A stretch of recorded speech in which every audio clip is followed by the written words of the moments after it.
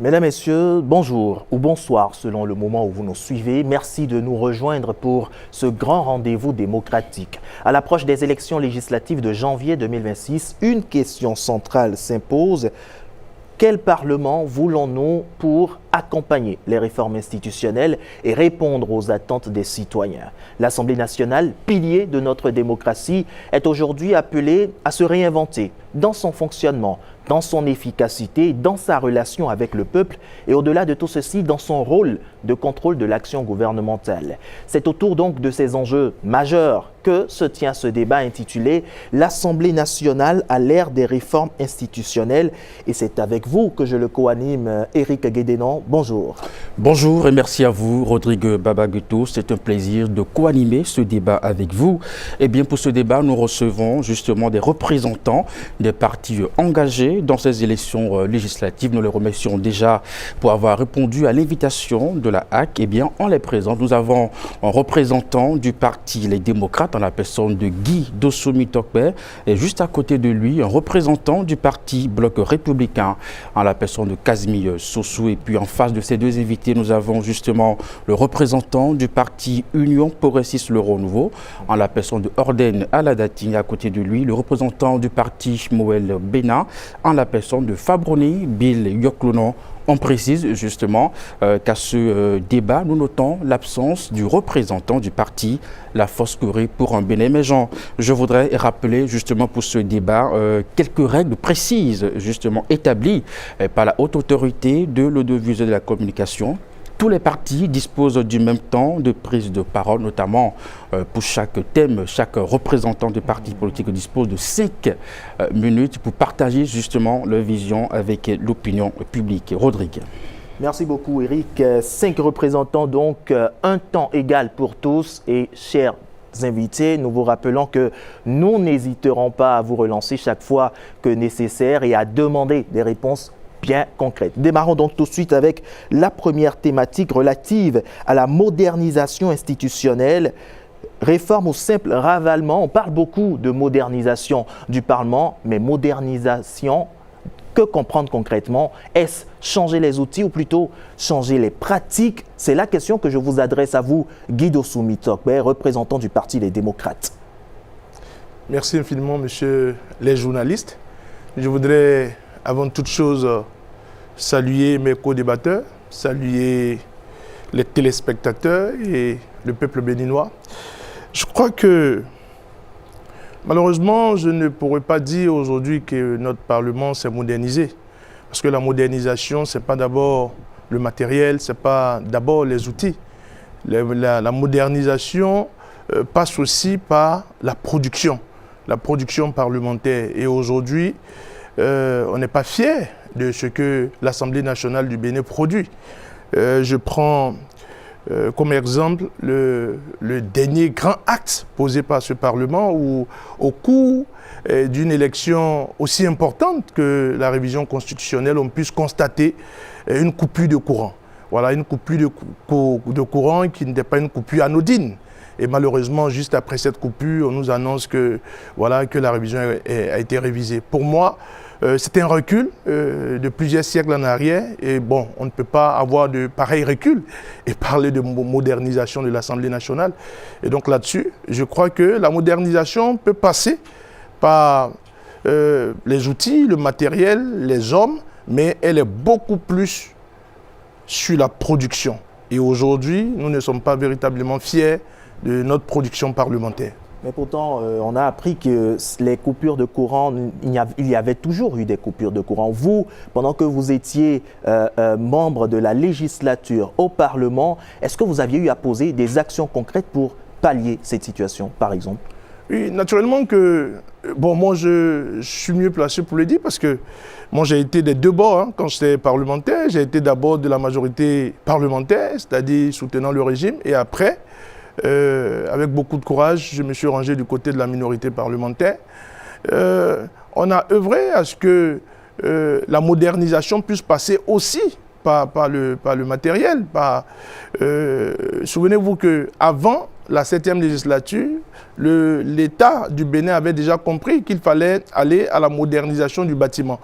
Et quand on parle de modernisation du bâtiment, ça vient aussi avec les nouvelles technologies. Malheureusement, ce Parlement qui devait être modernisé, il y a eu des choses qui n'ont pas été très catholiques. Le chantier a été arrêté, aujourd'hui détruit, et aujourd'hui on a un nouveau chantier qui a été déclenché. Et donc des choses ont été faites, mais pour le peu, permettez que je puisse dire qu'aujourd'hui, on n'est pas fier de la production parlementaire parce que parlant de modernisation, cela doit passer surtout par la production parlementaire et aujourd'hui, on n'en est pas fier. Vous n'en êtes pas fier, mais qu'est-ce que vous promettez faire si vous êtes élu à la prochaine législature pour changer la donne? Non, aujourd'hui, la première des choses que nos compatriotes doivent comprendre, c'est d'abord qu'il faut permettre l'entrée de l'opposition dans ce Parlement. Parce qu'en 2019, c'est-à-dire ce qu'ils ont appelé la 8e législature, c'était un Parlement unicolore. Et donc aujourd'hui, il faut d'abord permettre l'entrée de l'opposition dans le Parlement. Lorsque nous entrerons dans ce Parlement, nous allons équilibrer les forces dans ce Parlement. Parce que, vous savez, quand un Parlement n'est pas équilibré, et quand c'est unicolore ou monocolore, comme nous le disons, cela ne reflète pas l'image d'un Parlement qui puisse rendre fiers nos compatriotes et notre pays dans un monde moderne. Et donc pour moi, entrer dans ce Parlement, c'est la première des choses. La deuxième des choses, c'est que nous allons permettre l'équilibre des forces au sein de ce Parlement afin que les besoins des populations puissent être véritablement mis en exergue. Très bien. Allez-y, Eric. Guy Dossou-Mitopé, rentrer au Parlement, nous l'avons bien compris, mais une fois au Parlement, qu'est-ce que vous proposez pour moderniser l'institution parlementaire? Je l'ai dit, la première des choses, c'est l'équilibre. Notre entrée au Parlement, du moment où nous ne sommes pas du même bord que ceux qui sont au pouvoir, permet déjà l'équilibre des forces au sein du Parlement. Ensuite, les propositions viennent. Les propositions ne sont pas figées ou statiques. Les propositions viennent souvent avec les besoins. Aujourd'hui, la première des choses qu'il faut sauver, c'est l'image de notre pays. Je l'ai dit tout à l'heure, avec les productions parlementaires qui ne nous honorent pas. La deuxième des choses, il faut arriver à redorer, je l'ai dit, cette image du Bénin qui doit se présenter davantage comme un pays démocratique. Et les autres propositions viennent avec nos besoins.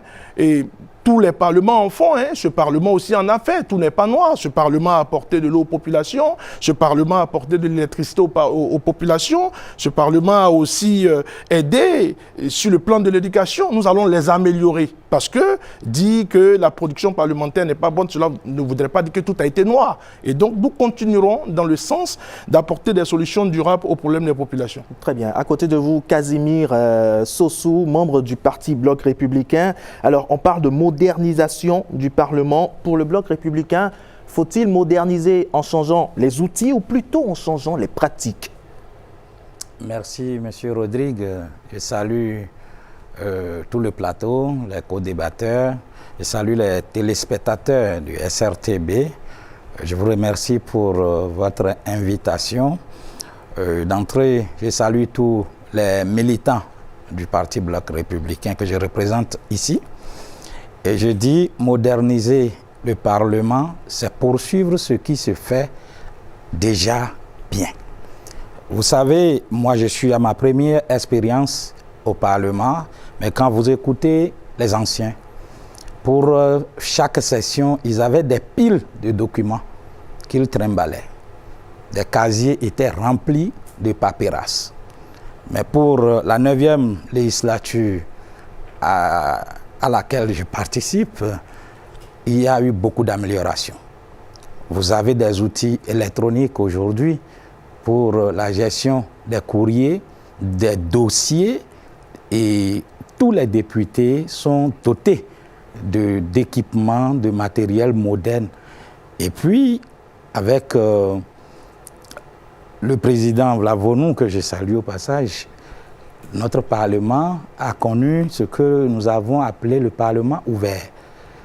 Ça veut dire que les débats dans notre hémicycle se passent directement sur les canaux digitaux et à la télévision hémicycle, et puis permettant ainsi aux citoyens, aussi bien béninois que d'ailleurs, de suivre sans filtre, je dis bien sans filtre, tout ce qui se passe au sein de notre Parlement. Donc on a une retransmission instantanée. Tout est en direct aujourd'hui sur les canaux digitaux, YouTube et tout ce que vous savez. Et rien n'est caché au niveau du Parlement béninois aujourd'hui. Donc la modernisation, elle est en cours, elle doit se perfectionner. Vous savez que la technologie évolue à la vitesse de la lumière.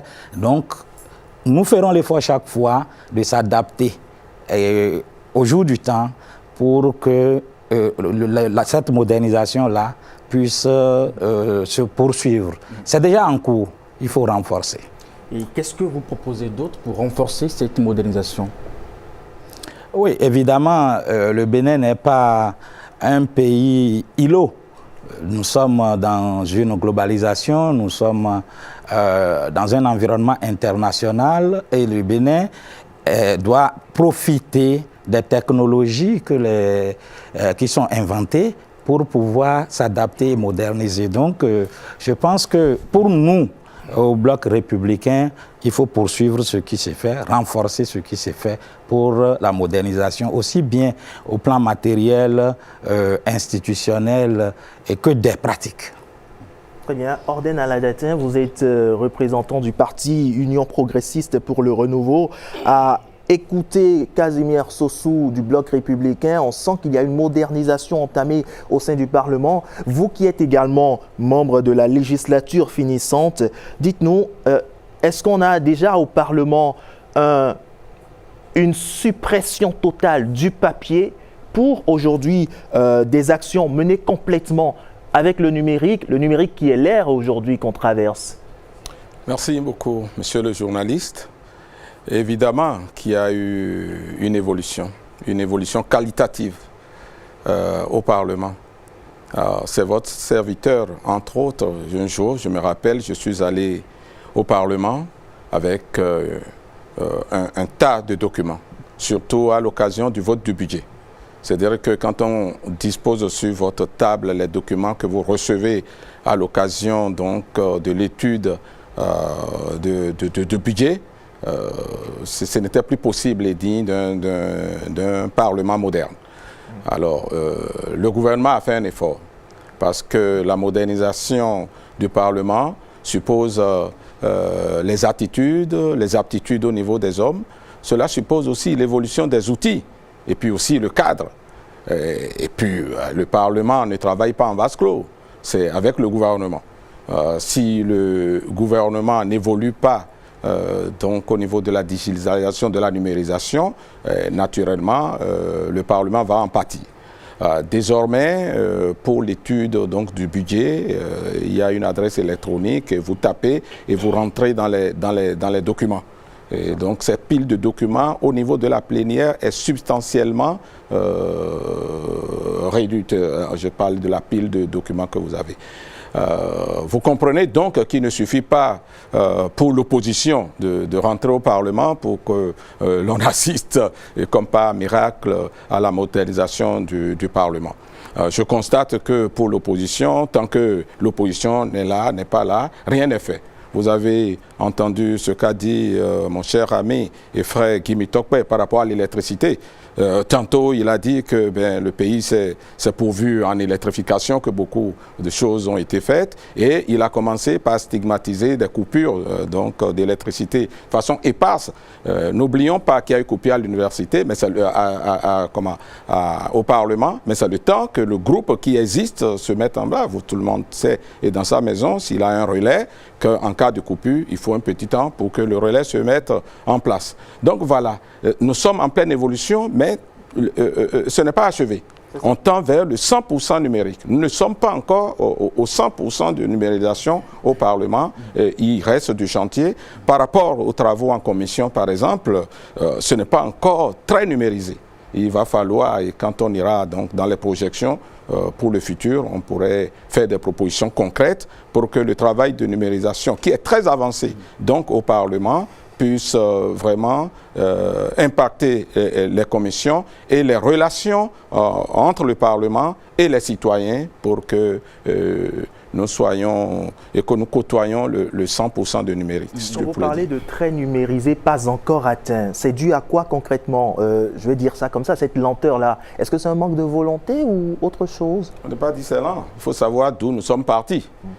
Je me rappelle, c'est à la 7e législature déjà, avec le président Humbedji, que nous avons participé, et le Bénin était à l'honneur à travers cette invitation sur le concept mis en place par le Sénat français sur le e-Parlement, le Parlement ouvert. Et le Bénin s'est engagé à faire des efforts. Et ça a commencé timidement avec le président Humbedji au Parlement, c'est la 7e législature, et puis avec le président et le collègue Sossou l'a dit tout à l'heure, Vlavonou, qui a fait un bond qualitatif. Il reste à poursuivre cette aventure. C'est une marche au long cours qu'on ne saurait achever. Et de toutes les façons, il faut faire chaque jour un peu plus, et c'est à ça que l'on s'attelle, et que l'Union progressiste, le renouveau, va s'atteler à poursuivre lorsque les concitoyens vont nous faire confiance pour que cette œuvre-là, entamée, puisse se poursuivre. On va soumettre la même question aux représentants du parti Moël Bonin. Modernisation des outils de travail du Parlement, qu'est-ce que votre parti propose ? Je voudrais remercier d'abord tous les aînés qui sont passés avant moi. Il faut reconnaître une chose, c'est au bout de l'ancienne corde qu'on tisse la nouvelle.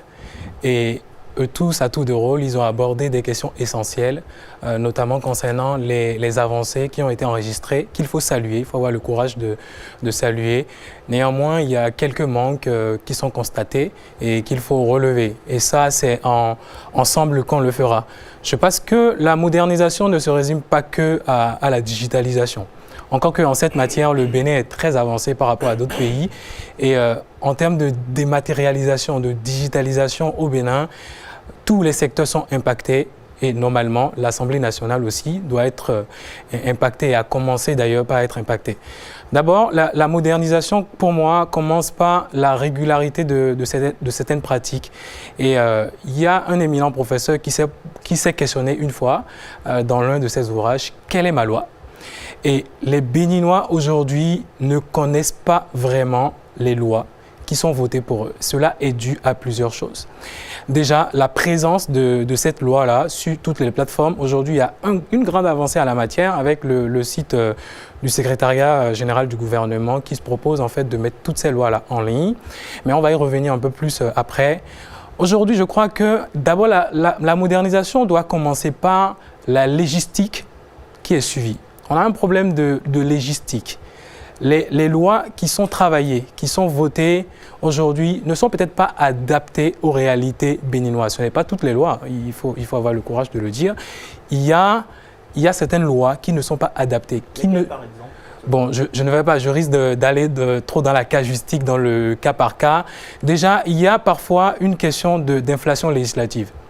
Il y a des lois qui viennent reprendre les mêmes dispositions d'autres lois, sans faire référence nécessairement à ces lois-là. Ce serait bien. Il y a également, par exemple, le trop législatif quand on prend certaines conditions dans certaines lois. On va y revenir un peu plus tard.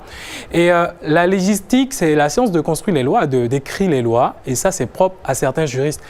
Il faut dire que peut-être les honorables parlementaires n'ont pas nécessairement tous les outils qu'il faut pour apprécier cette légistique-là. Encore qu'il faut croire qu'il y a certains groupes parlementaires qui se font assister en fait par des experts. Mais nous, on pense que pour moderniser d'abord les pratiques parlementaires, la production parlementaire, il faut systématiser l'assistance parlementaire.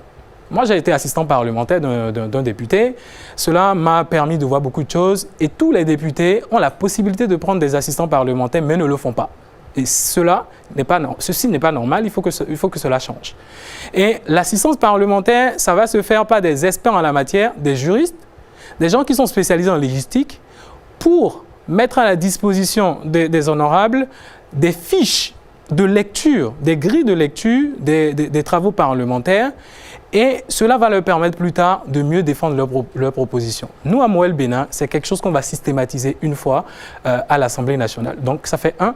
Deuxième chose, la modernisation, ça passe également par nul n'est censé ignorer la loi. Ça passe par la présence de la loi dans tous les compartiments du peuple. C'est une entreprise vaste, c'est clair, mais on en a les moyens. Nous, avec nos dispositions qu'on est en train de prendre, une fois à l'Assemblée nationale, c'est qu'on puisse rendre systématiquement les lois les plus importantes dans les langues nationales. Et ça, c'est une question prioritaire. La modernisation passe par là.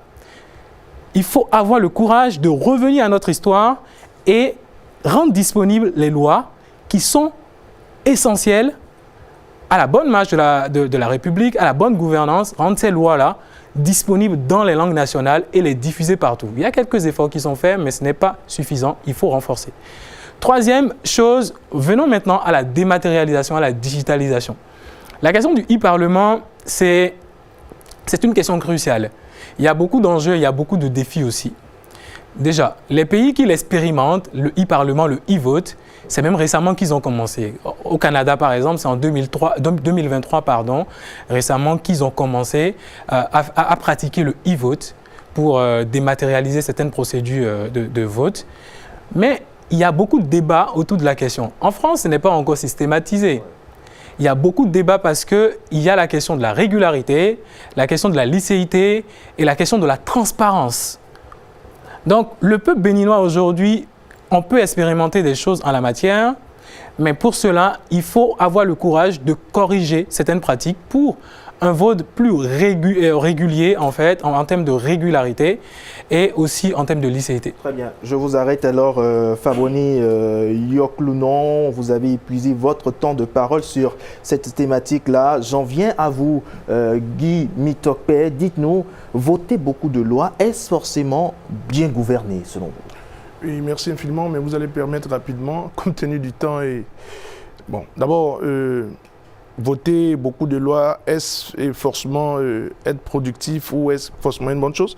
La première des choses, c'est qu'il faut établir sur ce qui est nécessaire, ce qui rentre dans le besoin des populations, voter des lois qui peuvent apporter des solutions durables à ce que traversent les populations. C'est la première des choses. Mais je voudrais rapidement revenir sur ce que certains de mes co-débatteurs disaient tout à l'heure. Guy Mitokpe, vous ne pourrez pas revenir parce que vous venez d'épuiser ainsi votre temps de parole. Je passe tout de suite à Casimir Dosso. Puisqu'on parle de e-parlement, est-ce que vous, au sein du Bloc républicain, vous entrevoyez le Parlement béninois inscrit dans la dynamique du e-vote, du vote électronique par exemple? Merci beaucoup. Le groupe parlementaire Bloc républicain, en collaboration avec son homologue groupe parlementaire Union progressiste Le Renouveau, avait déjà, à l'occasion de la révision du règlement intérieur de l'Assemblée nationale, faire adopter le vote électronique parmi les modes de scrutin de notre Parlement. C'est déjà chose faite du point de vue disposition légale. Il reste à mettre en œuvre au niveau matériel, donc le dispositif matériel et électronique pour aller au vote électronique au sein de notre Parlement. Cela existe déjà, donc il ne reste qu'à mettre en œuvre cet état de choses. Deuxième chose que je voudrais dire, le fait que les députés aient d'assistants n'est pas quelque chose de nouveau. Cela existe déjà quand vous prenez la nomenclature de la rémunération des députés. Il y a le cabinet qui existe et chaque député a un cabinet qui fonctionne. Donc ça peut s'appeler assistant, ça peut s'appeler secrétaire, ça peut s'appeler le nom que vous voulez, mais toujours est-il que chaque député a des collaborateurs qui l'aident parce que tous les députés ne sont pas juristes par nature. Et donc il y a ce volet-là qui est déjà réglé. Mieux, vous avez... Les députés l'appliquent réellement. C'est réellement appliqué, à moins qu'on m'apporte le contraire d'un député qui n'a pas de cabinet ou qui n'a pas d'assistant. Mieux, vous avez aujourd'hui, au cours de notre législature, puisque c'est pour la première fois que des femmes sont venues en nombre important au Parlement, c'est au cours de la 9e législature, donc il y a l'organisation qu'on a appelée Caucus des femmes parlementaires. Donc ces femmes-là ont eu même d'assistants supplémentaires à travers l'accompagnement de certains partenaires. Donc, ces femmes sont même mieux accompagnées que tout autre député homme. Très bien. Merci Casimir Sosso. Vous venez d'épuiser donc votre temps de parole. Orden Aladatin, ce vote électronique pourrait-il être un gain pour le Parlement béninois? Pourquoi pas, avec les réserves émises par le collègue. C'est déjà acté au niveau du règlement intérieur, l'honorable Sossou l'a dit, donc il faut souhaiter de l'évolution. Mais sur donc, la qualité des lois, mais il y a des lois, hein, il y a de la fixation sur certaines lois polémiques.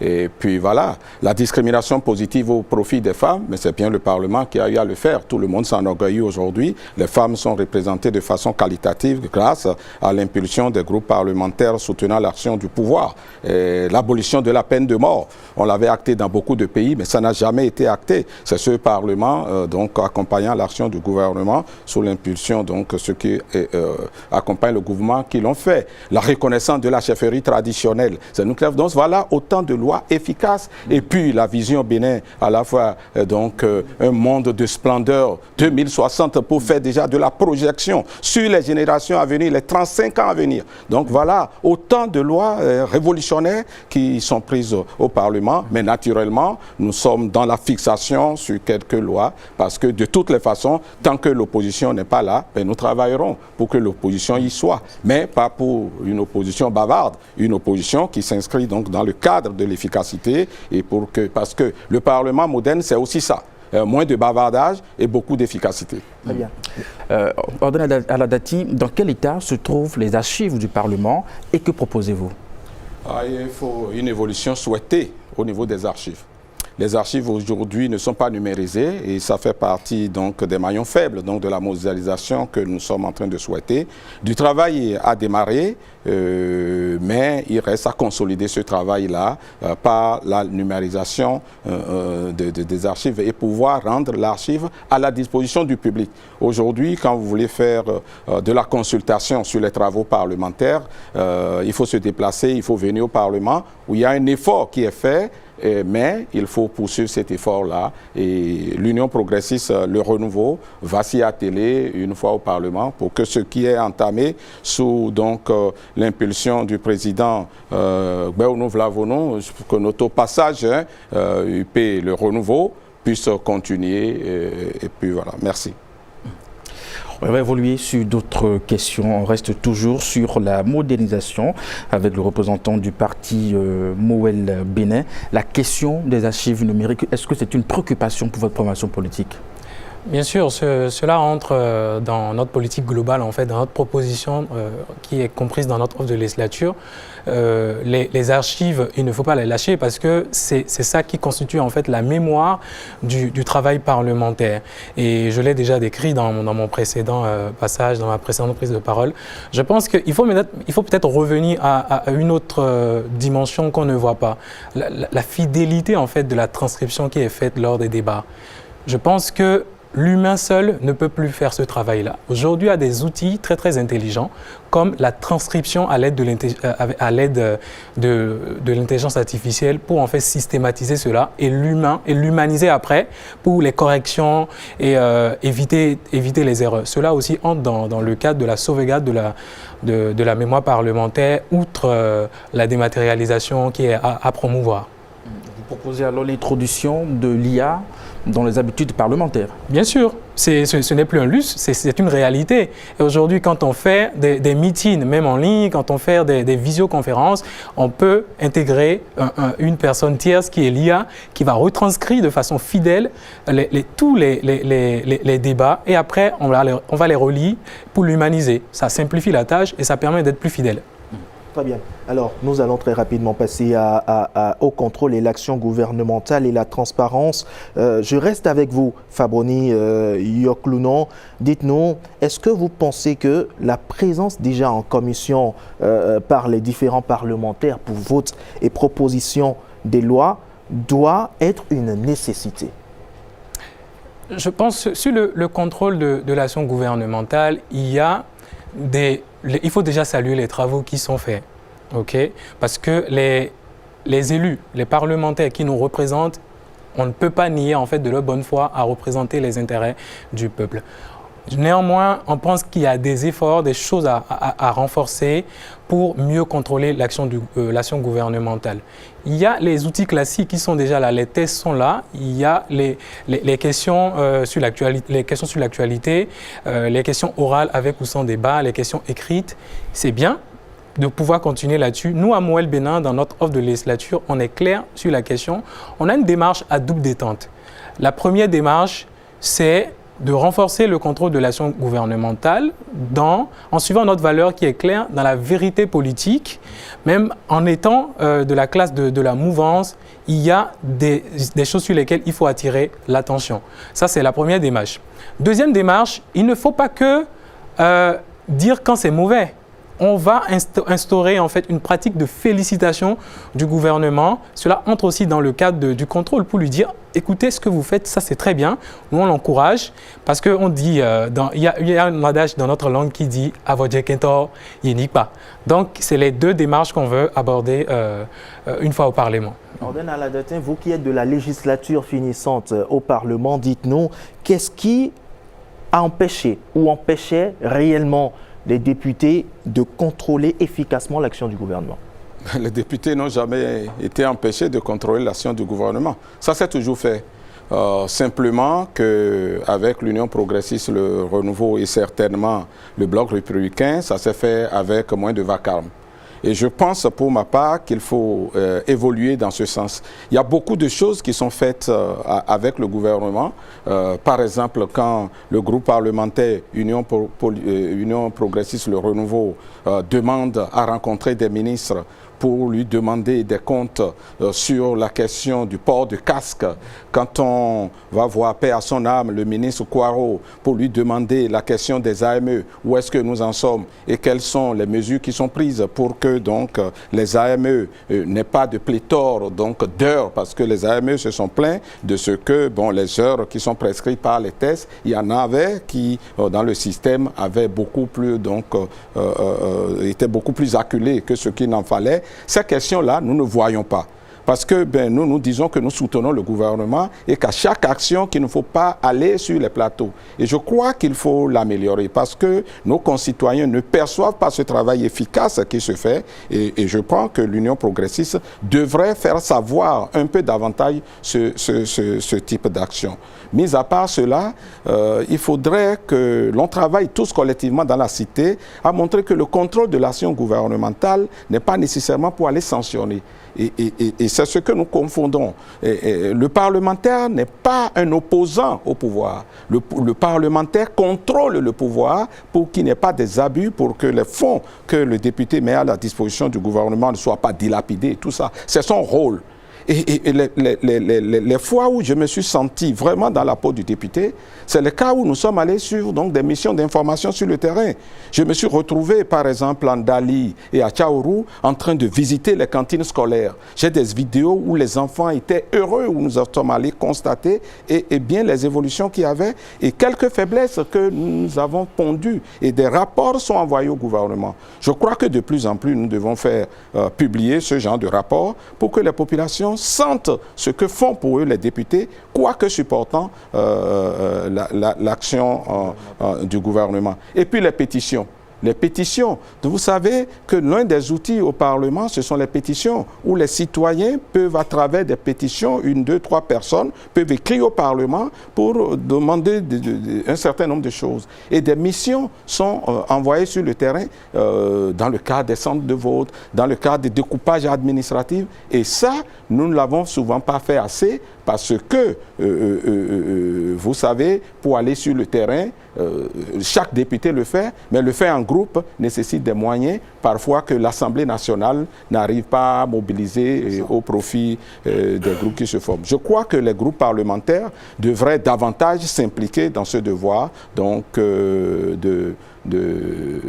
d'écoute des populations à travers ce genre de thématiques où ce ne soit pas nécessairement sur l'organisation du Parlement, mais que les groupes parlementaires organisent eux-mêmes. Et c'est ce que nous allons faire à l'Union progressiste, le renouveau, pour que de plus en plus que nous ayons ce genre de mission d'information interne aux groupes parlementaires sur le terrain. Très bien. Et Casimir Sossou, vous qui êtes du Parti Bloc républicain, comment est-ce qu'on prévoit participer au contrôle de l'action gouvernementale, bien qu'étant membre de la majorité politique?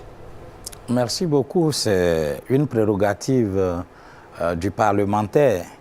Et le Bloc républicain satisfait cette obligation à travers déjà le vote de la loi, du règlement, qui est un contrôle constitutionnel de l'exécution du budget par le gouvernement.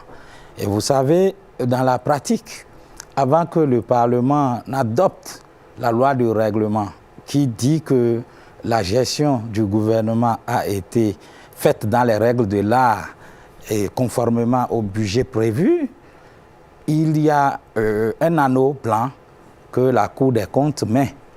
Et donc la Cour des comptes vient exposer devant le Parlement les amens qu'elle a faites de la gestion du gouvernement. Et ça, c'est un outil important pour permettre aux députés non comptables, non financiers, d'avoir le regard du professionnel, de l'expert qu'est la Cour des comptes avant d'adopter la loi de règlement. L'autre chose, le Bloc républicain, aux côtés du groupe parlementaire, l'Union progressiste, le Renouveau également, a adopté une loi sur la planification et l'évaluation des politiques publiques.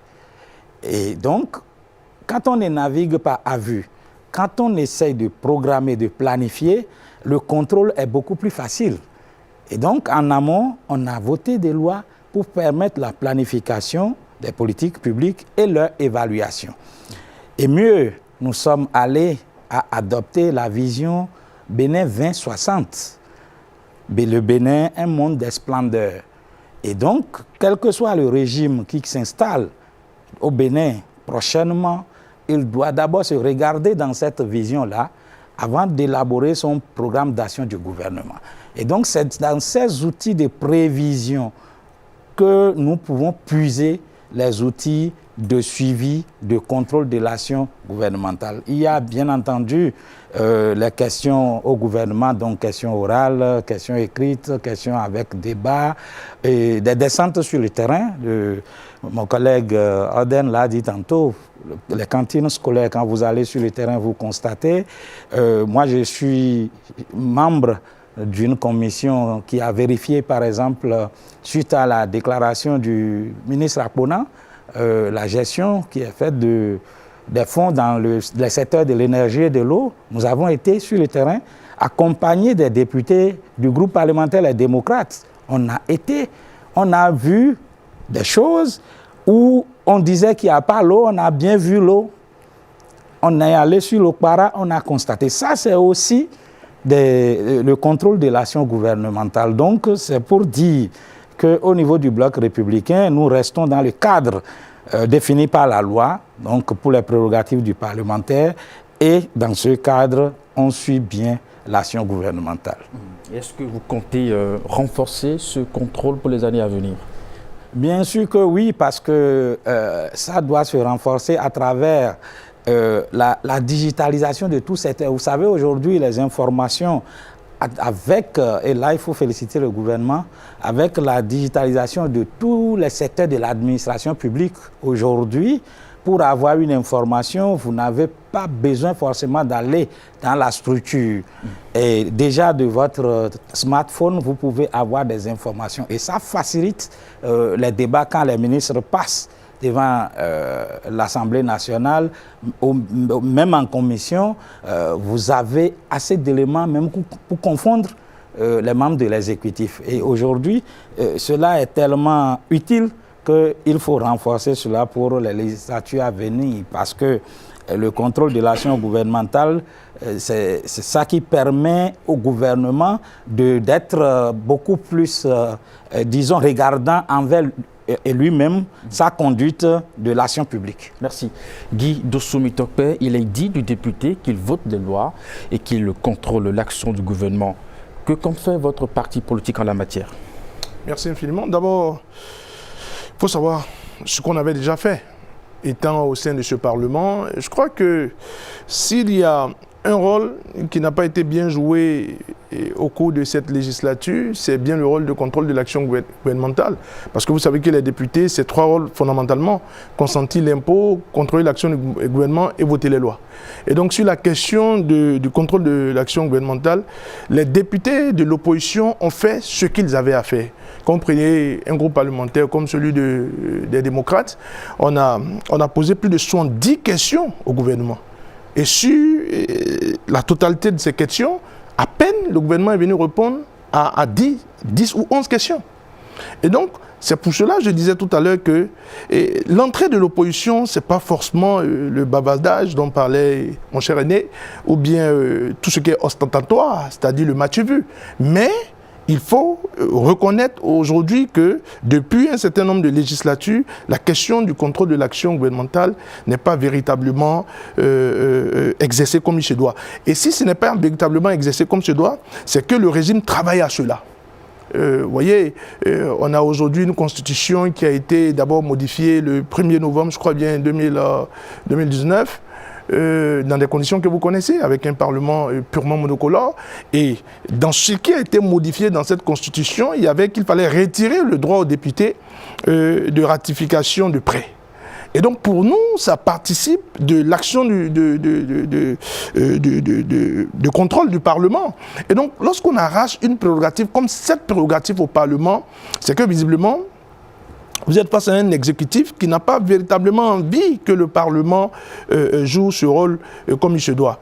Et cela se transcrit d'ailleurs dans le comportement des membres du gouvernement actuel lorsqu'ils ne viennent pas répondre aux questions. Parce que tout à l'heure, vous me posiez la question de savoir quand on rentrera au Parlement, qu'est-ce qu'on apportera de nouveau. Et c'est que j'ai insisté sur le fait que les besoins des populations doivent être au cœur de nos actions.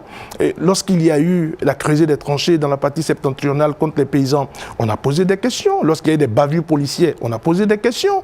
Lorsque les populations, sur la question de la commercialisation du soja et du cajou, il y a eu des populations mécontentes, des paysans, on a posé des questions. Donc, comme je l'ai dit tout à l'heure, plus de 70 questions ont été posées, à peine. Et vous avez même parfois l'impression du mépris de l'exécutif avec la bénédiction de la majorité parlementaire, ce qui est très regrettable. Donc, pour moi, lorsque vous laissez la main à un régime qui est comme ce régime qui est très sensible aux critiques et qui ne veut pas véritablement que l'opposition joue son rôle, lorsque vous donnez la majorité à ce régime au Parlement, mais écoutez, vous partez vers l'autoritarisme. Et ça, c'est sans hésitation. Qu'est-ce que vous voulez faire concrètement quand vous serez au Parlement?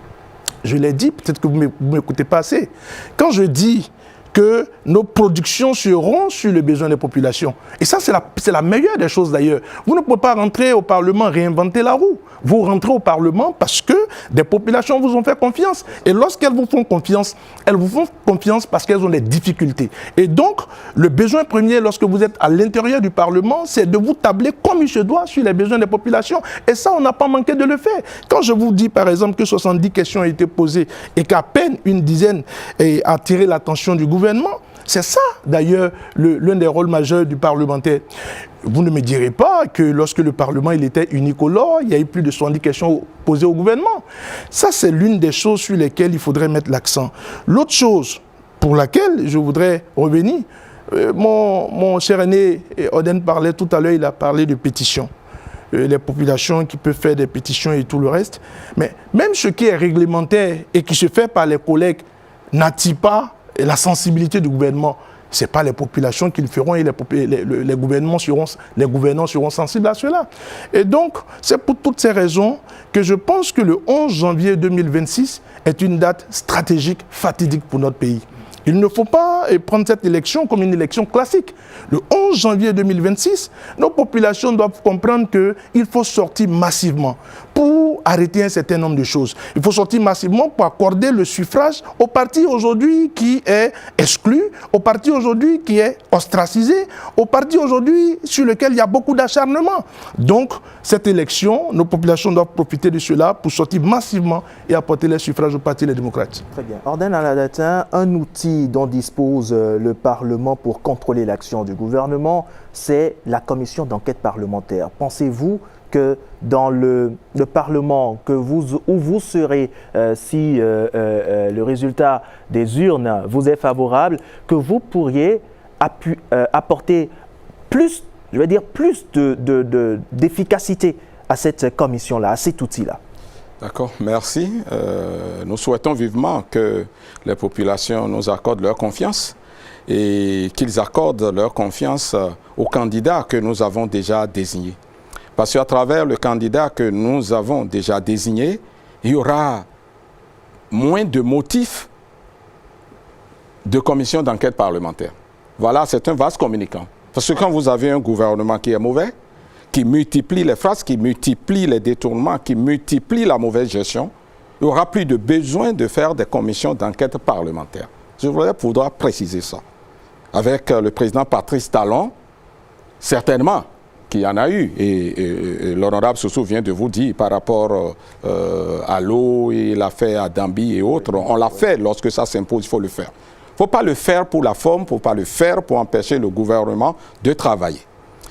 De façon factuelle, moi je suis au Parlement, je participe à la 7e législature avec l'honorable Guy Mitokpe, celui qui a le plus posé de questions au gouvernement, alors que le Parlement était composé de tout le monde, s'appelle honorable Dakwe Sossou. Et il est là devant moi, il ne peut pas me démentir. Et Dakwe Sossou n'était pas de l'opposition. Parce que vous savez, pour nous-mêmes, quand on a eu ce gouvernement qui travaille et que je dis, bon, les résultats seront visibles sur le terrain, il y a même des informations qu'à travers ces questions-là, le gouvernement nous apporte, nous qui soutenons le gouvernement. Vous savez que dans la normocommunication, le gouvernement que nous avons supporté a été totalement timide. Et même vis-à-vis de nous qui supportons l'action du gouvernement, il y a des choses que le gouvernement vient au Parlement que nous découvrons. Et nous, ça ne nous plaît pas que ce soit ainsi. Et parfois, nous-mêmes, nous posons des questions pour mieux voir la marche, donc les orientations que nous avons données, comment c'est opérationnalisé sur le terrain. Donc, ce n'est pas un problème du tout, les questions à poser au gouvernement et autres. Et les commissions d'enquête parlementaire qui ont été mises en place par le parti, aucune d'elles n'a abouti. J'ai dit, aucune n'a débouché à rien. Donc, on va bavarder au Parlement, on va crier, les populations vont dire, voilà, ils nous défendent. Chaque commission d'enquête parlementaire, les députés prennent des PTM pour aller sur le terrain. Et puis au finish, zéro. Il y a eu des propositions qui ont été faites pour que dans ces commissions de députés, qu'il y ait des techniques, puisque les députés ne sont pas des techniciens pour aller investiguer, faire des rapports pour pouvoir poursuivre. Quelle proposition, par exemple? Non, une proposition concrète, par exemple, pour que dans ces commissions parlementaires, qu'on mette des techniciens qui savent faire ce genre de travail, ce que les députés ne savent pas nécessairement faire. Et je ne donnerai que cet exemple-là. Donc, c'est ça, le Parlement doit s'ouvrir à l'opposition, nous sommes d'accord, mais tout ce que nous disons, c'est que l'opposition ne vienne pas, vous voyez bien la GDIZ, où donc, voilà, une industrialisation. On a toujours dit que le pays n'est pas industrialisé. Sous l'effort du gouvernement, nous avons mis en place la GDIZ. Et l'honorable Guy Doussou Mitokpe vient de nous dire publiquement qu'une fois au Parlement, l'opposition va demander que les paysans vendent nos produits à l'extérieur. Alors que les pays de l'AES, vous avez vu les pays de l'AES, le Niger, le Burkina, interdisent que leurs produits vivriers viennent au Bénin, rien que les produits vivriers. Et l'honorable Guy Mitokpe vient dire à nos populations qu'une fois au Parlement, lui va briser les tranchées pour que donc notre soja, notre coton, notre cajou puisse être vendu de l'autre côté de la frontière. En le faisant ici, honorable Guy Mitokpe, et le président de la République vous l'a dit face à face, vous allez tuer la GDIZ. Vraiment, ne faites pas ça. Si vraiment les populations nous écoutent, mais ne faites pas ça, honorable Guy Mitokpe. Vous n'avez pas le droit de tuer le tissu industriel en gestation au Bénin. C'est ça, cette décision qu'on va instrumentaliser. On va dire aux populations, vous pouvez vendre vos produits partout. Ce n'est pas bon, il ne faut pas faire ça. Très bien.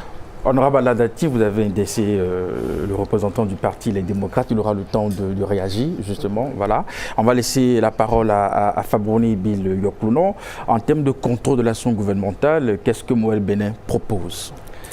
Alors, vous voyez, vous constatez avec moi, les téléspectateurs vont le constater aussi, qu'il y a quand même des fissations entre les deux aînés. C'est la preuve qu'il faut un renouvellement politique. Et Moël Bénin C'est pas une histoire d'homme. est là pour ça. Moël Bénin propose cette vision-là, parce que tant qu'il y aura des pics lancés entre anciens honorables qui se connaissent très bien, hein, il faut un renouvellement politique et il faut planifier en fait l'action parlementaire. Et nous l'avons fait, nous le faisons à Moël Bénin. Nous avons notre offre de législature. Il y a la version complète qui est 44 pages, le livret qui est juste en 6 pages. Et cette offre de législature aborde toute notre vision en 12 fondements et en 25 engagements. Et pour nous, le contrôle de l'action gouvernementale est clair. Mais il faut d'abord revenir au rôle du député, à la mission du député. Outre l'action législative, celle de voter des lois ou de proposer des lois, outre le contrôle de l'action gouvernementale, le député représente tout le peuple béninois.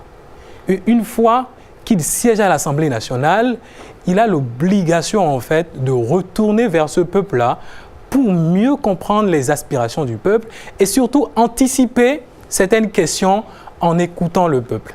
Et nous, à Moël Bénin, de façon systématique, dès qu'on aura, même avant d'avoir des députés, on le fait déjà, c'est de planifier les descentes sur le terrain, entre les sessions ordinaires à l'Assemblée nationale. Il faut que les députés aillent sur le terrain de façon organisée, aillent réécouter leurs bases par rapport à leurs difficultés sur des sujets afin de les remonter dans les questions, dans les outils du contrôle d'action gouvernementale. Donc, c'est ce que nous va proposer. On va planifier en fait nos actions dans la communauté. C'est tellement important que c'est précisé dans notre offre de législature parce qu'en le faisant, nous arrivons à anticiper beaucoup de choses. Le Parlement n'est pas le bras opérationnel de l'exécutif. Non, le Parlement est le premier pouvoir, si on peut même le dire ainsi. C'est le premier pouvoir parce que c'est le pouvoir qui vote, qui légifère. Et c'est les lois qui sont votées, qui sont proposées, qui sont relues, qu'applique l'exécutif. Et pour nous, c'est clair que la démarche, elle est double. Le contrôle va se passer à travers le renforcement des actions de contrôle. Et cela va passer également avec un dialogue entre les autres parties en fait, de la population. Il y a les OSC, les organisations de la société civile, qu'on n'écoute peut-être pas assez sur certaines questions. Il faut aller les voir sur certaines thématiques. Le grand frère honorable Aladati a parlé tout à l'heure de l'expertise en fait dans les commissions d'enquête. Il faut cette expertise-là et cette expertise aussi sur certains sujets, elle est disponible dans les organisations de la société civile. Il faut aller aussi vers les groupements d'intérêt ou aller vers les groupes interprofessionnels, les écouter, remonter leurs besoins parce qu'ils font partie de la population. Écouter les médias, ça c'est des questions sur lesquelles les populations nous attendent et nous, à Moël Bénin, c'est systématisé, c'est instauré et surtout, c'est planifié dans notre offre de législature. On vous aura compris maintenant sur l'aspect où vos députés doivent interroger le gouvernement. Est-ce que vous comptez le faire véritablement? Bien sûr. À Moël Bénin, on incarne la vérité politique. Dans la vérité, nous travaillons pour la patrie. Avodieketor et Nakpa. Quand c'est bon, il faut avoir le courage et l'honnêteté intellectuelle de le dire. Et on va le dire. Ça, c'est notre première démarche. Deuxième démarche, quand ce n'est pas bon, on va poser des questions. C'est la moindre des choses parce qu'en tant que député, on n'est pas là pour faire plaisir au gouvernement. Et je crois que le gouvernement ne nous attend pas sur cela. Le gouvernement veut améliorer les impacts de son action. Et pour ça, le gouvernement serait même très content d'avoir en fait ces questions-là de façon adressée à des ministres, à l'exécutif. Et au-delà de ça, il faut aussi multiplier les moyens de contrôle. Et les moyens de contrôle ne doivent pas être seulement les moyens de contrôle officiels qu'on utilise. Il y a des dialogues, des discussions qu'il faut avoir dans les couloirs. Et cela aussi passe par le contrôle de l'action gouvernementale. Est-ce que vous serez favorable, vous, Fabroni Yoklounon, à des auditions parlementaires ouvertes au public et retransmises en direct quand il s'agit justement de séances de contrôle d'action du gouvernement? Il n'y a pas de secret à l'Assemblée nationale. L'Assemblée nationale est la chambre des représentants du peuple. C'est le peuple en fait. Et il n'y a pas de secret au sein du peuple. Donc l'Assemblée nationale, c'est l'espace où il y a toutes les diversités possibles. Et quand il y a diversité, il faut écouter les débats Et pour moi, les débats publics, c'est important. Et je crois on le fait pour beaucoup de débats. Aujourd'hui, la télévision de l'hémicycle a fait vraiment d'efforts sur le sujet. Il faut renforcer les instants et ouvrir ces débats-là aussi à plusieurs autres corps. Mais il ne faut pas aussi tuer en fait l'action parlementaire. Le Parlement, on vote pour le Parlement pour qu'il représente le peuple. Donc il faut faire confiance aux représentants du peuple pour faire leur job, leur exercice. Et bien sûr, pour moi, ce n'est pas une question d'être favorable ou pas, c'est une nécessité. Que proposez-vous, Guy Dossou-Mitope, pour, comme exigence de redevabilité des députés face aux populations? Merci infiniment. Et avant de venir à votre question, je vais d'abord faire rectifier ce que mon cher aîné, bien-aimé Oden, disait tout à l'heure en ce qui concerne les paysans. Non, je ne l'ai pas dit. Vous savez, lorsque vous faites un reproche ou lorsque vous faites une dénonciation, on ne peut pas vous prêter des intentions. Voilà, j'ai dénoncé quelque chose, mais on ne peut pas me prêter des intentions. Nos paysans qui font leur production et qui veulent les écouler, nous sommes dans un contexte de libéralisme. Mais ceci étant dit, le patriotisme doit prendre le dessus. Mais nous avons des pays qui nous entourent. Au nom de quoi un pays, permettez, je ne voudrais pas peut-être faire de fixation sur le pays, mais certains pays nous entourent et font le kilogramme du soja ou de la noix de cajou mieux que nous. Pourquoi? Pourquoi ne pouvons-nous pas améliorer? En réalité, ce que nous dénonçons, c'est la méthode. C'est la méthode cavalière. De creuser des tranchées, et pose de blocs de granit et tout le reste, mais on n'est pas au temps moyenâgeux. Donc, ce que nous remettons en cause ici, c'est la méthode, c'est le mode de fonctionnement. Mais ceci étant dit, la GDZ qui en soi n'est pas une mauvaise chose, si elle doit fonctionner, mais il faut discuter avec les paysans, il faut revoir l'approche, c'est tout ce que nous disons. Merci. Donc, dit que Guy Mitope préfère qu'on aille vendre aux gens de l'AES et tout le reste, je ne l'ai pas dit. Voilà, c'est un procès d'intention et je ne l'ai pas dit. À la question de redevabilité des députés face aux populations. Une chose est de voter des lois, l'autre est de l'expliquer aux populations. Que comptez-vous faire? Non, la première des choses, je l'ai dit, c'est que dans un contexte où la contestation n'est pas permise ou n'est pas autorisée, il faut tout faire pour faire entrer dans le jeu une force de contre-pouvoir. C'est même l'esprit de ceux qui pensent qu'il faut aller à la séparation des pouvoirs. Lorsque on a l'exécutif, on a le Parlement et tout le reste, c'est qu'il faut permettre l'entrée de l'opposition. Et donc, la première des choses que nous ferons, c'est ce que nous avons fait au cours de cette législature, qui en soi n'est pas mauvais. Vous savez, je l'ai dit tout à l'heure, on a interpellé le gouvernement. Pour les lois qui étaient, selon nous, des lois pour lesquelles il fallait apporter son approbation, on l'a fait. Pour les lois qui, selon nous, pour lesquels il fallait revoir ou relire, on a posé nos exigences. Donc, ce que nous avons fait de bien, nous continuerons de faire ce que nous avons fait de bien. Et s'il y a des choses à revoir, nous allons les revoir naturellement. Comme par exemple, s'il y a une question sur laquelle nos détracteurs reviennent très souvent, c'est que systématiquement, les démocrates disent non à tout. Non, on n'a jamais dit systématiquement non à tout.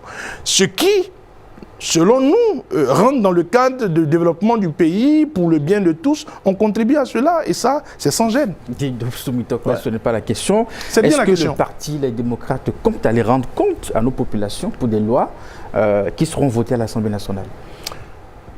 Ça rentre dans le cadre du contrôle de l'action du gouvernement, comme je l'ai dit tout à l'heure. Et nous sommes favorables à ça, on ne peut pas dire compte. Lorsque les populations vous font confiance et qu'elle vous envoie à l'Assemblée nationale, la redevabilité, c'est quelque chose pour laquelle nous nous sommes toujours battus. Donc retournez. Vous aviez eu à le faire Je crois que nos députés l'ont fait. Et l'honorable Kazimi est mieux placé. Il a dit tout à l'heure, ils ont fait le terrain avec certains de nos parlementaires. Je crois que ça rentre dans le cadre des activités du Parlement. On ne peut pas être réfractaire à ça. On a été pour, et s'il faut reprendre, on le fera.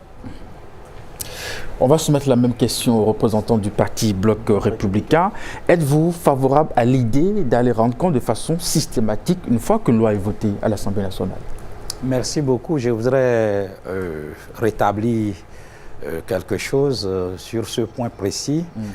Désormais, dans notre pays, la vulgarisation des lois est dévolue au Conseil économique et social. Le CES moderne, le CES modernisé, dans ses démembrements dans les départements, ont pour mission d'expliquer les lois. Vous avez vu la version révisée de notre Constitution récemment, c'est le Conseil économique et social qui a pris le lead pour expliquer le contenu des aspects révisés à nos populations.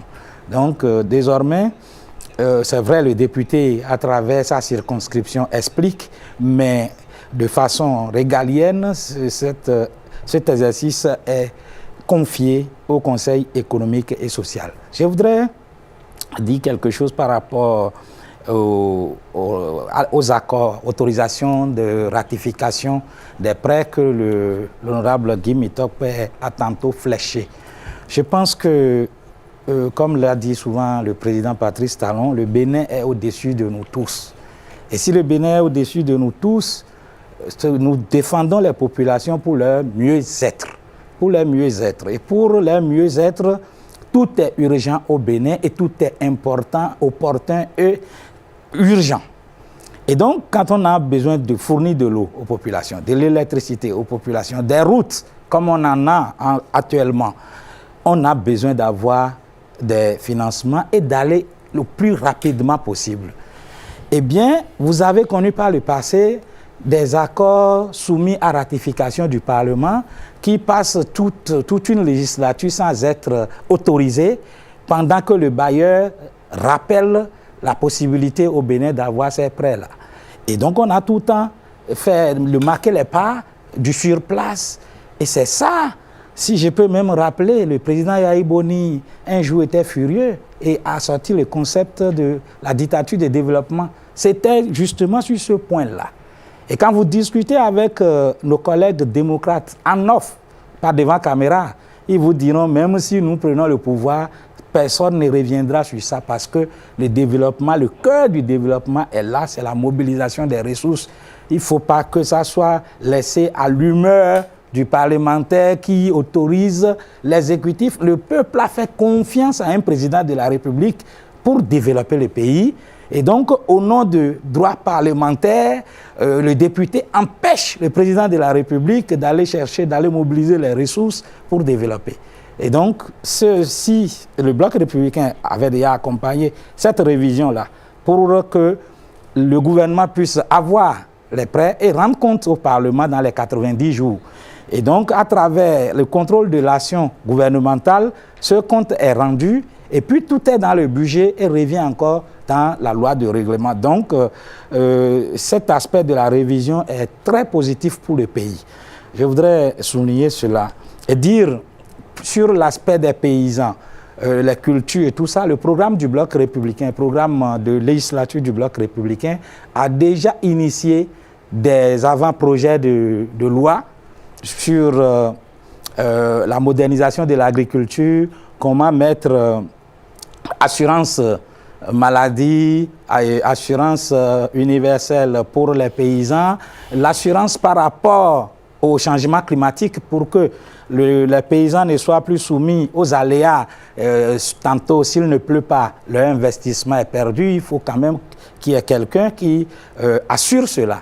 Et donc, il y a ces projets qui sont là. Il y a des propositions, des projets de propositions de loi qui sont dans le programme de législature du Bloc républicain qui concernent la professionnalisation ou comment mettre fin à la précarité de la carrière des enseignants AME et comment faire la révision des taux horaires de notre formation, de cursus scolaire, pour permettre une adéquation formation-emploi. Le Bloc républicain propose que les horaires au niveau des cours soient revus pour que la matinée soit au cours théorique et que dans l'après-midi, on puisse rattacher nos apprenants à des corps de métier auprès des centres de formation pour que, in fine, à la fin de la formation, on ne soit pas seulement destiné à parler le français, mais qu'on puisse faire quelque chose. C'est dans notre programme de législature. Merci. Très bien. Merci beaucoup, chers représentants du Bloc républicain. Nous venons de boucler 1 heure donc, de débat sur ce plateau. Nous avons encore une trentaine de minutes et nous avons évacué deux sous-thèmes. Nous sommes sur le sous-thème relatif au contrôle de l'action gouvernementale et la transparence. Et pour vous informer donc du temps de chacun, le Bloc républicain a déjà 14 minutes 45 secondes. L'UP Le Renouveau, 14 minutes 15 secondes. Le Parti Moël Bénin, 13 minutes. Et les démocrates, 11 secondes de plus, donc 13 minutes 11 secondes. Voilà donc pour le temps de parole de tout un chacun jusqu'à cet instant. Et nous abordons à présent le volet relatif à la place des citoyens, des médias et de la société civile dans la vie parlementaire. Les médias sont-ils, pour vous, chers parlementaires, des partenaires ou des gêneurs permanents? Ordena la date. Des partenaires. C'est pourquoi, sur l'impulsion du groupe parlementaire l'Union progressiste Le Renouveau, nous investissons vos plateaux.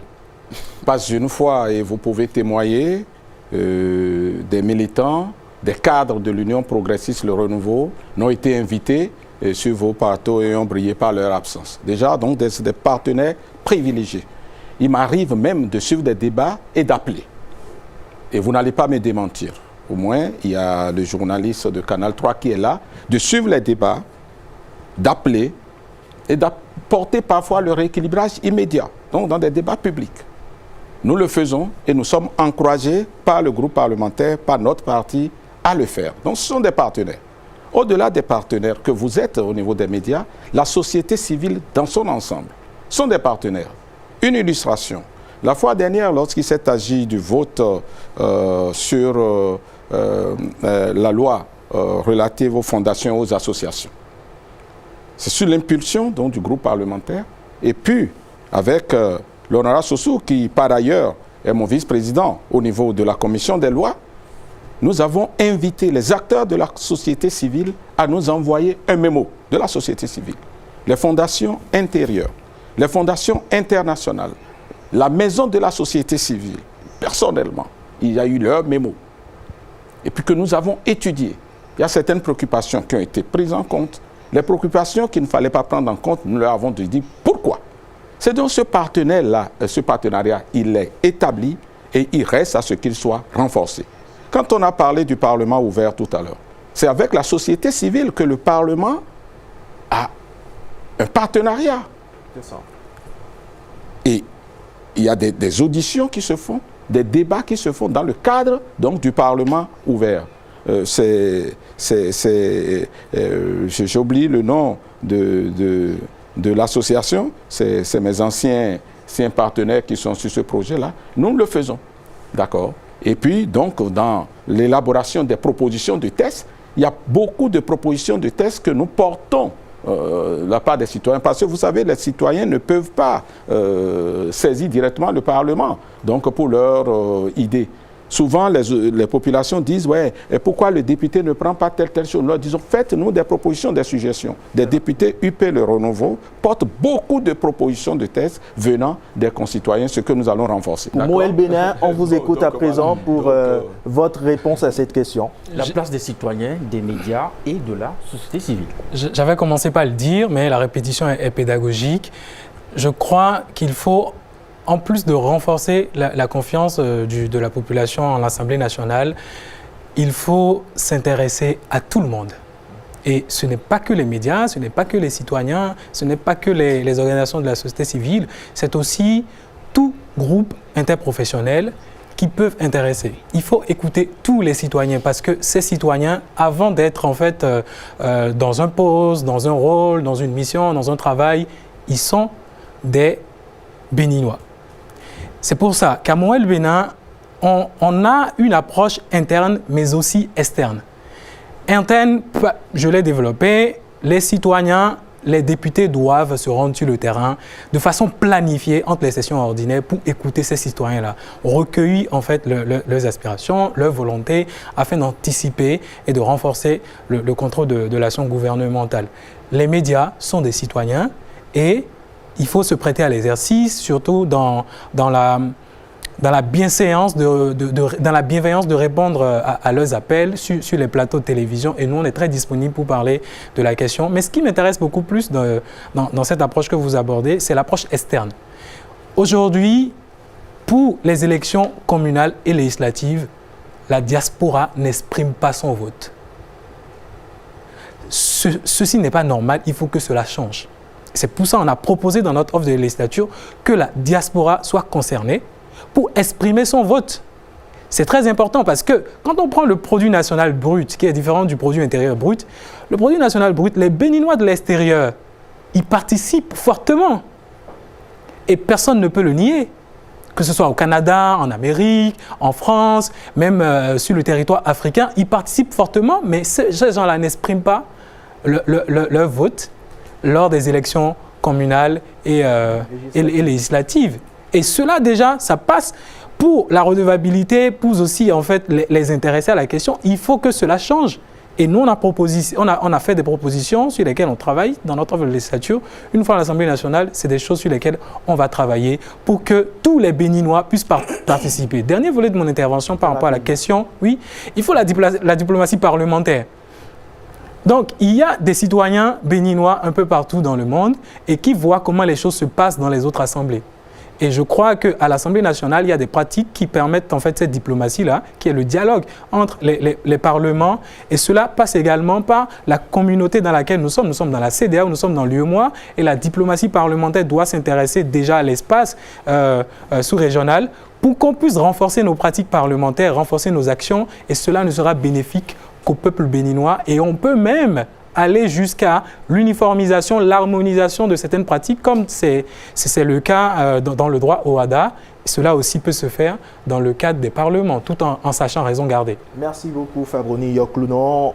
Guy Dossou Mitokpe, membre du Parti Les Démocrates. Quelle est la conception du Parti Les Démocrates sur la place des médias, et de la société civile et même des citoyens dans la vie parlementaire? Merci infiniment. Je vais, avant de revenir à cette question, faire revenir encore, avec votre permission, sur les propos de mon vis-à-vis, le camarade Kazimi Sossou, qui disait que, en ce qui concerne la modification dans la Constitution de la ratification du prêt, qui essayait de dire les bien fondés. Mais j'ai été député. L'une des actions au Parlement, autour desquelles il y a pratiquement tout le temps l'unanimité, ce sont les ratifications de prêt. Et ça, je le dis sous le contrôle. Ça fait partie des rares lois qui sont rejetées au Parlement. Les ratifications de prêt. Souvent, pour les ratifications de prêt, ce sur quoi les députés tablent souvent, c'est le taux d'intérêt. C'est quand le taux d'intérêt est un peu élevé que les députés s'offusquent. Voilà. Sinon, quand c'est un taux d'intérêt, parce que c'est un prêt qu'il faut rembourser, souvent ça passe comme une lettre à la poste. Et donc, dire que le gouvernement voulait aller vite, et il faut aller vite, tout est urgent, non. C'est un argument qui ne tient pas. Ça, c'est la première des choses. La deuxième des choses sur laquelle je voudrais revenir, c'est qu'il aurait dit que le président Yahi Boni a dit des dictatures du développement et tout le reste. Moi, je l'ai dit, je ne suis pas là pour défendre ce que le président Yahi a dit au moment où il était président. Parce que j'ai envie d'être franchement assez cohérent avec moi-même. Mais là-dessus, je ne crois pas que ce soit en ce qui concerne la ratification des prêts. Non, ce n'est pas vrai. Je crois que ça devait être dans un domaine bien précis. Voilà, donc il ne faut pas permettre l'amalgame pour ne pas être bien compris. Sur la question de le partenariat, la place des médias, la société civile et tout le reste, nous sommes aujourd'hui les meilleurs partenaires de la presse et de la société civile. Compte tenu de le plateau, par exemple, de la télévision nationale, à plusieurs reprises, nous avons voulu le Parti Les Démocrates sur notre plateau, mais hélas. Mais la télévision nationale n'a jamais été aussi transparente avec l'opposition que nous sommes que les autres partis du pays. Sur des débats où vous devez être présent, de la même manière qu'on invite aussi les partis de la mouvance, vous criez par votre absence. Non, mais plusieurs fois, vous savez, quand vous avez l'impression que vous n'êtes pas traité sur le même pied d'égalité que les autres, il faut quitter la table. Et là-dessus, l'ORTB, je ne sais pas si aujourd'hui c'est SRTB, ils ont été les champions en cela. Les champions, vous dites? Champions dans la discrimination. Et pourtant, à plusieurs reprises, nous vous avons contacté sur des débats publics. Si la RCTB, je ne sais pas, ORTB ou SRTB pense changer aujourd'hui de fusil d'épaule et voudrait véritablement équilibrer le jeu avec un parti d'opposition comme nous, on est prenant. Mais si nous constatons que nous ne sommes pas traités sur le même pied d'égalité que les autres, on quitte la table. Et ça, c'est ce que nous avons toujours fait. Là-dessus, je dis... le sentiment d'être lésé, là maintenant. Non, mais aujourd'hui, il y a un chronomètre que je regarde bien tout le temps que je parle. Respecté. On fait l'effort. Donc, c'est déjà très bon qu'il y ait un chronomètre pour qu'il n'y ait pas de favoritisme. Ce sur quoi je voudrais insister, c'est que les meilleurs partenaires des médias aujourd'hui et de la société civile, c'est bel et bien le Parti Les Démocrates. Parce que vous savez que nous passons le clair de notre temps à dénoncer et à faire des propositions. Il n'y a pas de régime qui ait plus fait de mal aux médias que le régime dit de la rupture. Aujourd'hui, oui, aujourd'hui les chiffres parlent d'eux-mêmes. Le nombre de médias qui ont disparu, la paupérisation au sein des journalistes. Et même quand on parle du Parlement, le Parlement aujourd'hui, il n'y a plus cette libéralisation médiatique au sein du Parlement. J'ai vu mes camarades dire Parlement ouvert, je ne sais pas ça veut dire quoi. Mais quel Parlement ouvert? Aujourd'hui, mais pratiquement tout est bouclé au sein du Parlement. Tout est encadré au sein des 4 murs, tout est filtré au sein du Parlement. Quand j'étais à la 7e législature, on avait une foison de presse qui, après accréditation, avait la possibilité de diffuser ou de prendre des images. Aujourd'hui, ce n'est plus possible. Ce n'est plus possible aujourd'hui. Aujourd'hui, les choses sont caporalisées avec les médias au sein du Parlement et après, filtrage, on donne ce qu'on a envie de donner. La radio du Parlement est fréquemment brouillée. Moi, je l'écoute dans mon véhicule. Vous n'avez pratiquement plus le signal. Et donc, quand on parle de YouTube et tout le reste, non, mais ce n'est pas un Parlement ouvert. Il faut qu'on se dise la vérité. Je vais regarder mon temps et je vais m'en arrêter là. Très bien, merci beaucoup. Et ça vous fait bien de regarder votre temps parce que actuellement, l'UP Le Renouveau est à 17 minutes 2 secondes. Le Parti Les Démocrates à 17 minutes 20 secondes. Moël Bénin 16 minutes 10 secondes. Et le Parti Bloc Républicain 14 minutes 45 secondes. Je voudrais avoir aussi votre avis, vous, Casimir Sossou, sur cette question de la place des citoyens, des médias, de la société civile dans la vie parlementaire avant qu'on ne passe aux innovations que chacun des partis présents sur ce plateau propose pour la prochaine législature. Très rapidement, Casimir Sossou. Merci beaucoup pour le Bloc républicain. Les médias sont des partenaires privilégiés. En cela, vous savez que dans la nomenclature des vice-présidents que nous avons au Bloc républicain, vous avez un vice-président chargé de la communication. Et donc, avec les médias, c'est le professeur Romaric Ogouale qui est votre interlocuteur direct. Cela montre combien le Bloc républicain taille d'importance aux médias. Vous savez, nos outils, vous avez le parti à un site web. Aujourd'hui, il est possible à tout Béninois qu'il soit en campagne, en ville ou hors du pays, d'adhérer au parti Le Bloc républicain à travers un lien et faire éditer sa carte de membre sans venir physiquement au siège du parti. Quant à la société civile, nous avons des échanges réguliers avec les organisations de la société civile. Le Bloc républicain a toujours participé à toute invitation, a pris part à toute invitation d'organisations de société civile, que ce soit sur le code électoral, que ce soit sur la révision de la Constitution, quelle que soit la thématique, la chefferie traditionnelle, tous les éléments d'angle de loi qui ont interpellé la société civile, le Bloc républicain s'est fait le devoir d'être aux côtés de la société civile. Les citoyens, oui, nous sommes tous les jours, nous vivons dans la population, le député vit dans la population, et donc comme nous avons des représentants sur toute l'étendue du territoire, oui, la collaboration entre Bloc républicain et citoyens, c'est de tous les jours, c'est notre thé quotidien. Et donc, pour nous, ces 3 acteurs sont majeurs et privilégiés pour le Bloc républicain. Et c'est en cela que le Bloc républicain est le parti des jeunes et des femmes. Eh bien voilà, nous sommes dans la dernière ligne droite de ce débat. Nous allons évoquer à présent les innovations parlementaires que vous portez justement pour vos formations politiques. On va commencer par Orden Aladati. Qu'est-ce que l'UP propose comme innovation pour la prochaine législature? Je rappelle, avant que vous ne preniez la parole, M. Orden Aladati, il ne vous reste que 3 minutes pour ce plateau. 2 minutes 58. Merci. Plus précisément. Tout à fait. Merci. Allez-y. Alors, c'est déjà renforcer les acquis, parce qu'il y a beaucoup de choses qui ont été très bien faites. Les acquis, y compris la loi qui a été votée pour les ratifications. Parce qu'au-delà de ce que dit l'honorable Mitokpe, nous sommes dans un monde concurrentiel. Nous avons besoin de financer l'eau. lorsque le ministre des Finances, qui est notre candidat pour l'avenir, va sur les marchés publics et va trouver des taux de 2 à 3%, il n'attend pas qu'on vienne ratifier parce que les autres pays ne passent pas par cette procédure. Quand il rentre au pays pour la ratification, il revient, ce crédit n'est plus disponible.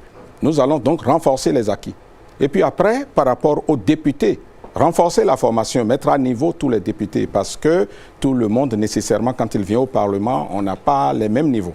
Donc l'UP travaille là-dessus, mais la formation, ça se fait au début, mais il faudrait l'intensifier pour que ce soit sur tout le long donc de la législature que ce soit fait.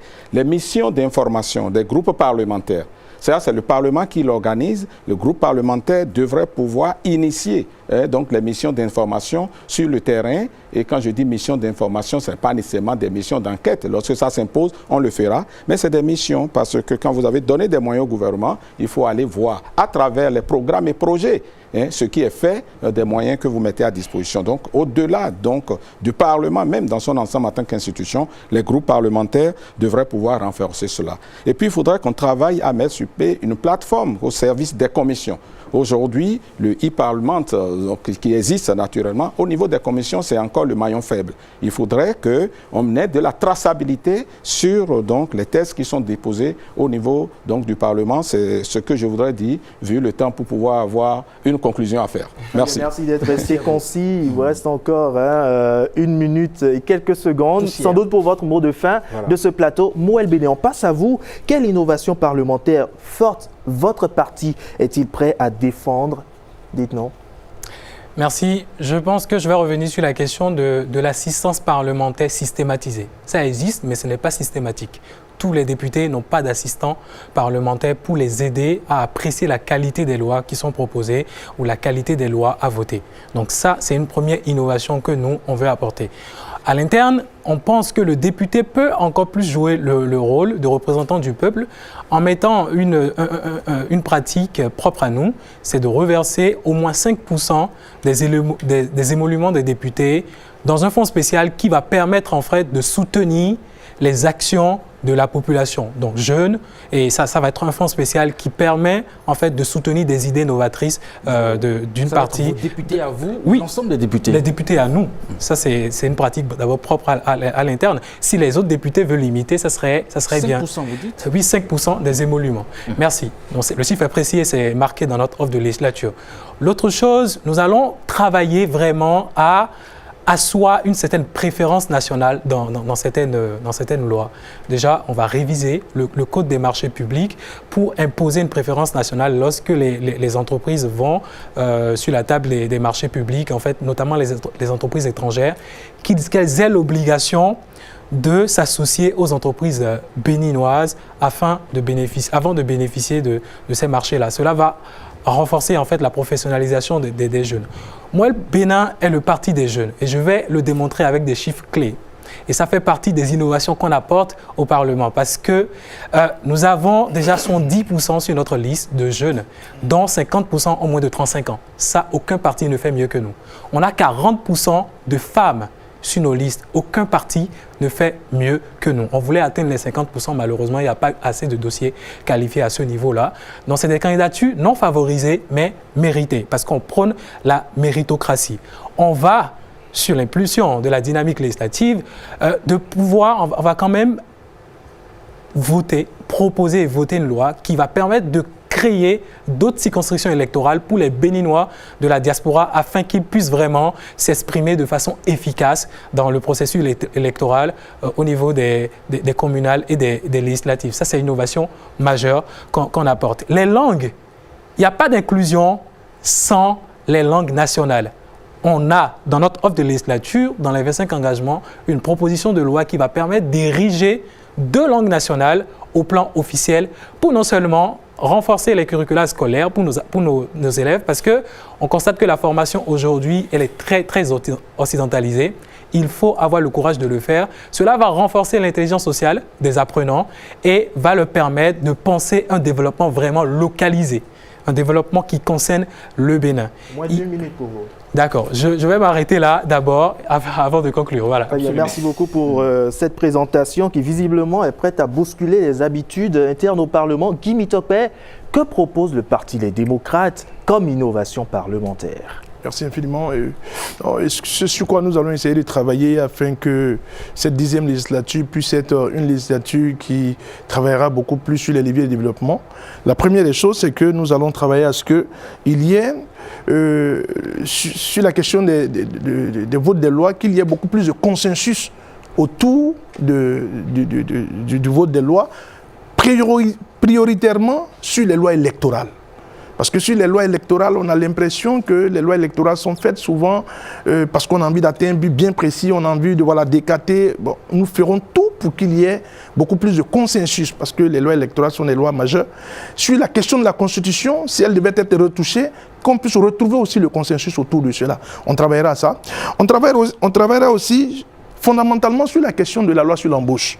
Aujourd'hui, elle fait partie de l'une des lois qui, je vais dire, fait beaucoup plus de paupérisation au sein de notre jeunesse. Donc nous travaillerons de telle sorte que cette loi puisse être relue. La question du coût de l'électricité et de l'Internet, nous ferons de telle sorte qu'il y ait des lois qui puissent aller dans le sens de la réduction des coûts de l'Internet et de l'électricité. Parce qu'aujourd'hui, vous n'êtes pas sans savoir que l'électricité, dans un pays comme le Bénin et dans l'espace UEMOA, nous faisons partie des coûts les plus élevés. On travaillera sur cela. Et sur un point, nous rejoignons un peu nos amis de Moël Bénin sur la question de la promotion de nos langues nationales. On fera de telle sorte que nos langues nationales puissent être véritablement promues. Il a dit 2, peut-être qu'on travaillera à ce que ce soit 4. Et en ce qui concerne les aires géographiques, là-dessus on se rejoint. Et enfin, je voudrais juste dire que pour nous, le contrôle de l'action gouvernementale, nous n'allons pas mettre un frein à cela. On travaillera afin que cela puisse davantage renforcer. Casimir Sossou du Bloc républicain, quelles sont les innovations que vous portez? Merci beaucoup. Le Bloc républicain, dans son programme de législature, a prévu d'innover dès l'entame à travers la révision du code électoral. Révision du code électoral pour y insérer des sièges pour les sièges de députés pour les Béninois de la diaspora. Il faut que les autres continents soient étudiés et scindés en circonscription électorale pour permettre aux Béninois de la diaspora d'être représentés dans l'ensemble du Parlement béninois. Il y a également la question de leur vote qui est mis dans le projet du Bloc républicain, à savoir le vote en présentiel, par voie postale ou par voie électronique. Donc cela fait partie de la révision du code électoral que le Bloc républicain propose. Il y a une proposition, donc un avant-projet de proposition de loi sur les artistes et écrivains. Parce que les artistes, leur carrière, c'est sans lendemain. Donc le Bloc républicain suggère qu'une loi soit prise pour encadrer la carrière des artistes jusqu'à les conduire à leur retraite pour leur mieux-être. Il en est de même pour les écrivains. Et le Bloc républicain propose également une révision ou une relecture du code domanial, code foncier et domanial, pour y insérer le cadastre numérique pour permettre à nos opérateurs économiques, aux jeunes entrepreneurs, d'avoir la facilité d'accès aux garanties pour aller au crédit auprès des institutions.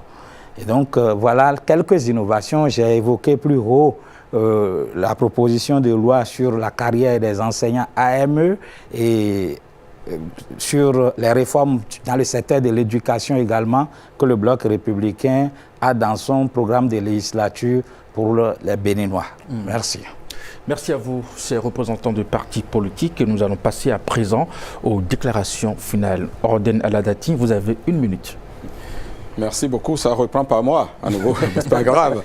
Alors, merci beaucoup. Le Parti Union progressiste, le renouveau, s'inscrit dans le progrès. La priorité, c'est le développement du Bénin. Pour cela, nous avons identifié, désigné et investi un candidat, un duo de candidats que nous comptons accompagner au cours de la 10e législature. Un projet de société et un programme de gouvernement auquel nous allons participer sur le programme et le projet de société, nous y travaillons absolument. Nous allons le mettre ensemble et que ce candidat doit être accompagné. Il faudrait que donc les populations, les citoyens nous fassent confiance. Parce que les problèmes qui sont majeurs, c'est les problèmes d'eau, d'électricité qui ne sont pas encore totalement résolus. Un effort a été fait. 10 secondes. Merci beaucoup. Donc, que les concitoyens nous fassent confiance et que ceux qui menacent de renverser la table soient réduits au Parlement à leur plus simple expression. Merci. Merci beaucoup. Moël Bénin. Chers compatriotes, vous avez vu avec moi qu'il y a beaucoup de fixations sur les anciens. Il faut oser le renouvellement politique. Et il faut vraiment oser cela pour des pratiques nouvelles à l'Assemblée nationale. Nous voulons un Parlement qui se recentre sur l'essentiel, l'humain et l'inclusion. Et c'est pour ça les propositions de loi que nous allons faire portent les aspirations vraies, utiles et justes du peuple béninois. Tout cela dans un esprit de participation citoyenne et dans un esprit de respect. Nous allons travailler sur des lois-programmes qui vont asseoir notre développement sur le socle santé, éducation, agriculture et transport sur 50 ans. 5 secondes. Nous allons promouvoir la préférence nationale, nous allons promouvoir la protection de tous les Béninois pour l'unité et la prospérité. Et c'est tout, Fabroni Yoklounon, Guido Soumitokpe, à vous. Je voudrais d'abord remercier la SRTB, remercier la HAC pour cette initiative et dire que ce moment, il est solennel pour une date particulière dans notre pays, dans l'histoire politique de notre pays. Le 11 janvier 2026, vous avez la possibilité soit de rééditer le Parlement monocolore de 2019, soit de permettre à ce que l'opposition puisse faire son entrée au Parlement. Et je pense que le Parlement monocolore n'a rien à apporter de bon pour notre pays. Et donc, pour ne pas que le Parlement monocolore puisse être rebissé, il faudrait impérativement apporter votre choix sur le Parti Les Démocrates. Votez massivement pour le Parti Les Démocrates, qui est d'ailleurs le seul parti qui n'a pas d'accord de coalition parlementaire. Restez avec nous, votez pour nous. Ensemble, nous vaincrons. Et c'est tout. Monsieur Sossou. Merci beaucoup. Je remercie la SRTB pour avoir offert cette opportunité. Chers concitoyens béninois, le dimanche 11, vous aurez pour les élections législatives ce bulletin à vos postes de vote. Et il ne vous reste qu'à estampiller, mettre le cachet sur le cheval blanc cabré pour faire un choix utile pour un Parlement de développement, un Parlement d'impact et de confiance pour accompagner le prochain président de la République. Et comme l'a déclaré les Écritures saintes, les derniers seront les premiers, puisque le Bloc républicain est le dernier à prendre la parole sur ce plateau. Et au soir du 11 janvier, le Bloc républicain sera la première force politique du Bénin. Je vous remercie. Tout. Merci, Monsieur Sossou. Nous arrivons au terme de ces échanges. Cher Éric Guédénan. Merci à vous, Rodrigue. Merci aussi à tous ces participants et représentants des partis politiques. Alors, mesdames, messieurs, eh bien, le Parlement de demain ne se jugera plus sur les intentions, mais sur des résultats. Et ce débat nous l'a montré. Moderniser, contrôler, rendre compte, ce sont désormais des exigences citoyennes, pas des options politiques. Merci à vous, chers invités, pour la qualité des échanges de ce débat, le respect de l'équité et surtout du temps de parole. 3 mots-clés se dégagent: modernisation, contrôle, proximité. Autant de défis que la prochaine Assemblée nationale devra relever pour rester en phase avec les réformes institutionnelles et les aspirations citoyennes. Merci à vous, téléspectateurs, de nous avoir suivis. Restez connectés, informez-vous et surtout, exercez vos droits. Très bonne soirée à vous. Au revoir.